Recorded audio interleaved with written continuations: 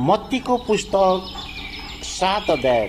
अरूलाई दोषी नठहराउनु। अरूलाई दोषी नठहराऊ र तिमीहरू पनि दोषी ठहराइने छैनौ, किनभने जसरी तिमीहरू अरूलाई दोषी ठहराउँछौ त्यसरी नै तिमीहरू पनि दोषी ठहराइने छौ। जुन नापले तिमीहरू नाप्छौ त्यसै गरी तिमीहरूका निम्ति पनि नापिनेछ। किन तिमी आफ्नो भाइको आँखामा भएको धुलो कण देख्छौ तर तिम्रो आफ्नो आँखामा भएको मुला चाहिँ थाहा पाउँदैन? अथवा तिम्रो आफ्नो आँखामा मुला छ भने कसरी तिम्रो भाइलाई भन्न सक्छौ, मलाई तिम्रो आँखाबाट धुलोको कण निकाल्न देऊ? हे पाखण्डी, पहिले आफ्नो आँखाबाट मुला निकाल, तब तिम्रो भाइको आँखाबाट धुलोको कण निकाल्नलाई तिमी सफासँग देख्न सक्नेछौ। जे पवित्र छ सो कुकुरहरूलाई नदेऊ, आफ्ना मोतीहरू सुँगुरको अगाडि नफाल, नत्र त तिनले आफ्नो खुट्टाले तिनलाई कुल्चन र फर्की तिमीलाई हमला गर्लान्। प्रार्थनाको निम्ति प्रोत्साहन। मत्तीको पुस्तक 7:7। माग त तिमीहरूलाई दिइनेछ, खोज त तिमीहरूले भेटाउनेछ, ढकढकाऊ त तिमीहरूको निम्ति उघारिनेछ। किनकि जसले माग्छ त्यसले पाउँछ, जसले खोज्छ त्यसले भेटाउँछ, जसले ढकढकाउँछ त्यसको निम्ति ढोका उघारिनेछ। तिमीहरूमध्ये कुन मानिस होला जसको छोराले रोटी माग्दा त्यसलाई ढुङ्गा देला, कि माछा माग्दा त्यसलाई साँप देला? यसकारण तिमीहरू दुष्ट भएर आफ्ना छोराछोरीलाई असल चिज दिन जान्दछौ भने स्वर्गमा हुनुहुने तिमीहरूका पिताले उहाँसित माग्नेहरूलाई कति बढी गरेर असल चिज दिनुहुनेछ।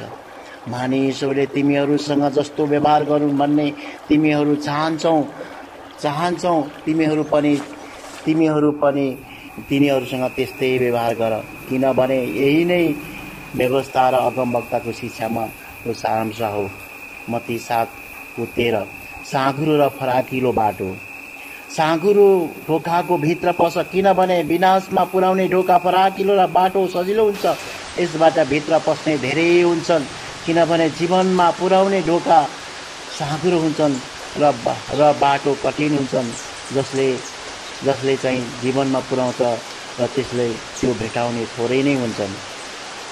मत्ती 7:15। रुख र त्यसका फल। झुटा अगमवक्ताहरूदेखि होशियार बस, जो तिमीहरूको भेडाको भेषमा आउँछन्, त्यो भित्रपट्टि चाहिँ डरलाग्दा बसाहरू हुन्छन्। तिनीहरूको फलबाट तिमीहरू तिनीहरूलाई चिन्नेछौ। र के काँडाको बोटबाट अङ्गुर अथवा सिउँडीको अन्जिर टिपिन्छ र? यसै गरी हरेक असल रुखले असल फल फलाउँछ र खराब रुखले खराब फल फलाउँछ। असल रुखले खराब फल फलाउन सक्दैन, नत्र त खराब रुखले असल फल फलाउन सक्छ। असल फल नफलाउने हरेक रुख काटी हालिन्छ र आगोमा फालिन्छ। यसरी अगमवक्ताहरूलाई तिमीहरूको फलबाट चिन्नेछौ। मलाई प्रभु प्रभु भन्ने सबै स्वर्गको राज्यमा प्रवेश गर्ने छैन, स्वर्गमा हुनुहुने मेरो पिताको इच्छा पालन गर्ने मानिसले मात्र परमेश्वरको राज्यमा प्रवेश गर्नेछ।